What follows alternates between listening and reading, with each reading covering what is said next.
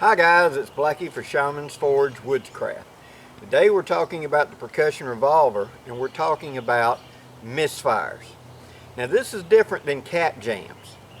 Now what a misfire is when you pull the trigger and the hammer hits and either the cap detonates but the main charge does not, or far more commonly it goes click and it does not detonate the cap. Okay, let's talk about some factors that lead up to this. One, it's a very critical distance between the hammer face and the actual nipple. Now, if you'll take your revolver, unloaded of course, hold the trigger back and take your thumb and press the hammer forward, you should not see any movement of the cylinder forward or back. Okay? If you do see movement, that means that the hammer is physically contacting the nipple itself. There should actually be a tiny gap there, excuse me, about like the thickness of a piece of paper.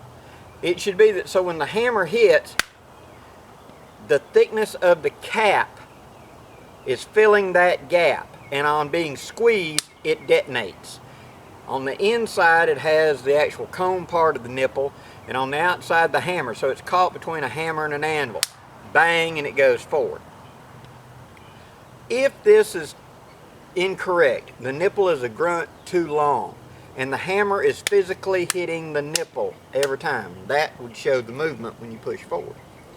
What is going to happen is it's going to pinch it, and this means that over time, the actual end of the cone of the nipple flares from being hammer beat. It slowly flares out. This makes it eventually to where the internal circumference of a cap is insufficient to go around the girth of the cone of the nipple. So when you put it down there, it doesn't fully seat. It gets down to where it feels snug, but it's not all the way down there. And what's going to happen then is the impact of the hammer will seat it, but not detonate it, because it acts like a shock absorber. When you go around the second time, when you pull on it the second time, it fires. That means the cap is fully seated now. With the cap fully seated, it should fire every time. Now, what happens if the cap is firing? However, the chamber is not going off, the main powder charge.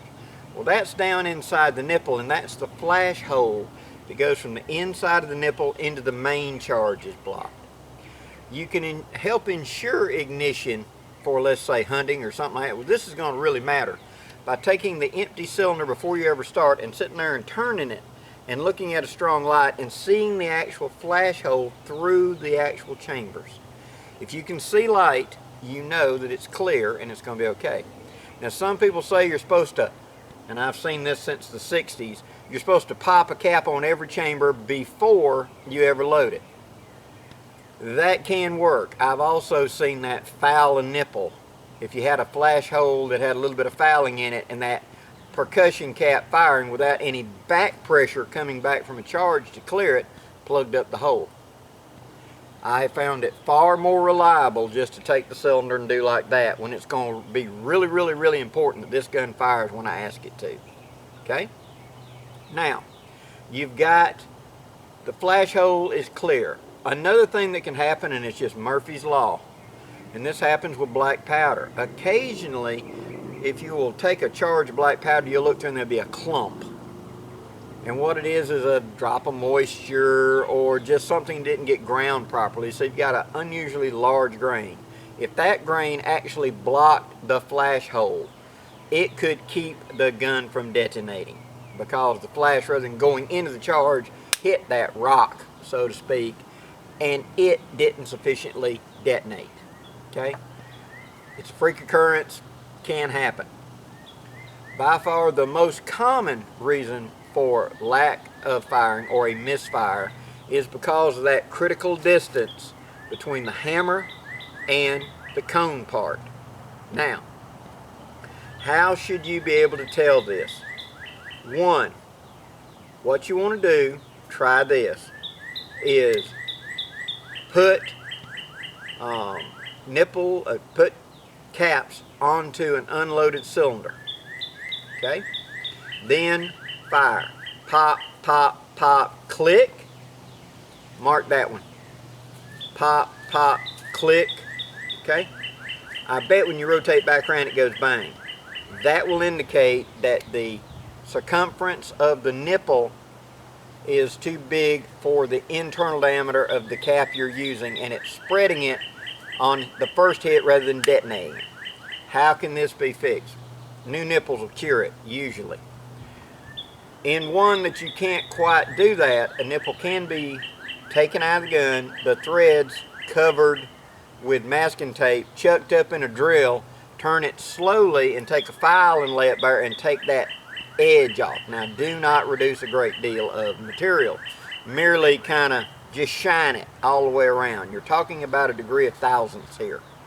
So just shine the end of the nipple up a little bit, and that should take care of your problem.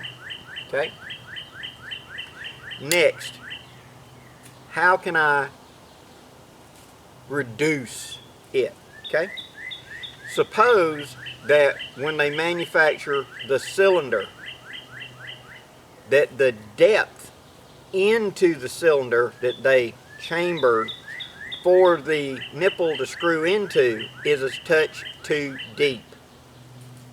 Let me say that again. When they created the cylinder, what if they were a little too aggressive and went a couple of thousandths too deep?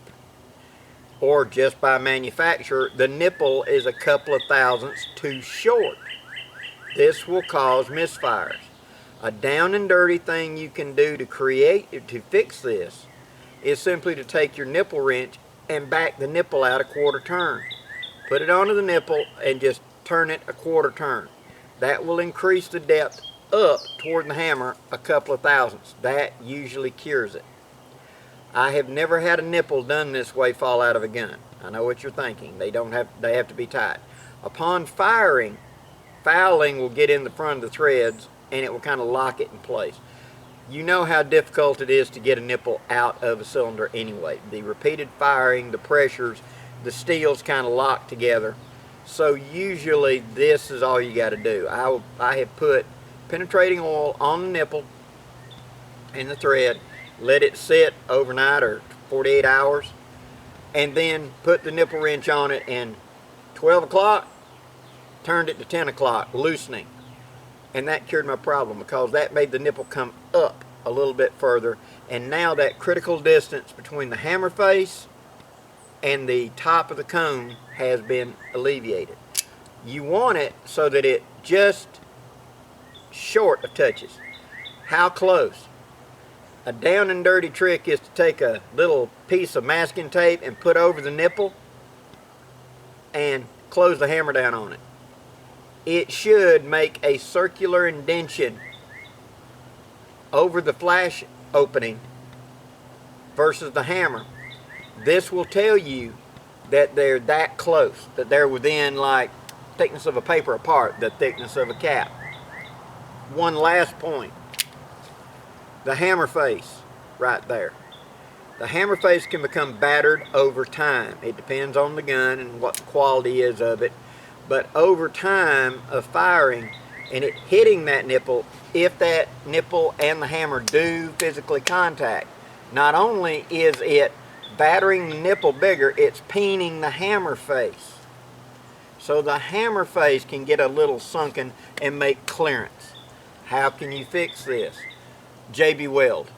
Easy way to do it. Run across with a file to make sure it's flush. Put JB Weld into it. Let it fully cure, and then just stone it off with a fingernail file till it's flush and smooth. What this will do is fill in any irregularity or gap and allow it to be a solid contact hit. This normally lasts a couple of years, 3 or 4 years of heavy use before you got to redo it. Okay? I hope this helps, guys. But that is the predominant reasons for misfires. It's the critical distance, it's battering of the nipple, battering of the hammer, the nipple is in too deep, or the flash hole is somehow blocked. That's about it. Now, like in my tuning video, I spoke of taking the each one of the nipples and taking a small drill bit and by hand just running it down into the bit into the actual chamber and just hand turning it once or twice, and then come from the chamber side again with a wider drill bit and just turn it. You don't want that flash hole to have any burrs. In manufacturing, I believe these are casts.